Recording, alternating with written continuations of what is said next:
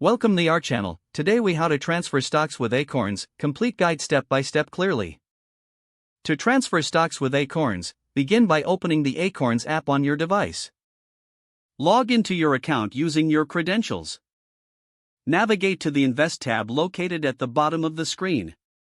Select the transfer option to start the process. Choose transfer stocks from the available options. Read through the information provided about stock transfers. Tap on Get Started to continue. You will need to provide details about the brokerage from which you are transferring stocks. Enter the necessary account information for your current brokerage. Make sure to double-check all the information for accuracy. Select the specific stocks you wish to transfer.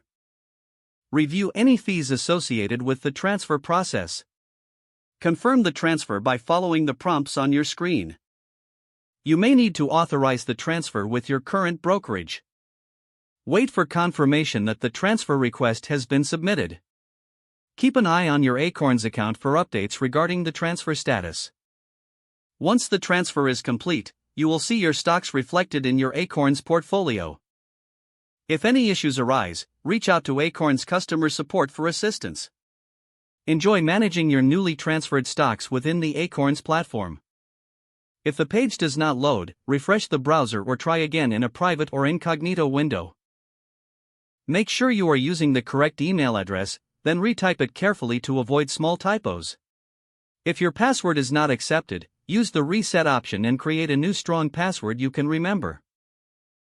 Check your spam folder for verification or security emails, then complete any requested confirmation step. Enable two-factor authentication if available to improve account security and reduce unauthorized access risk.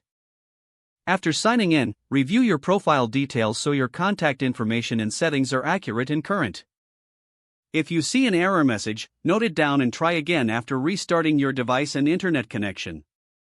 Log out when you finish, especially on shared devices, to keep your account and payment information secure.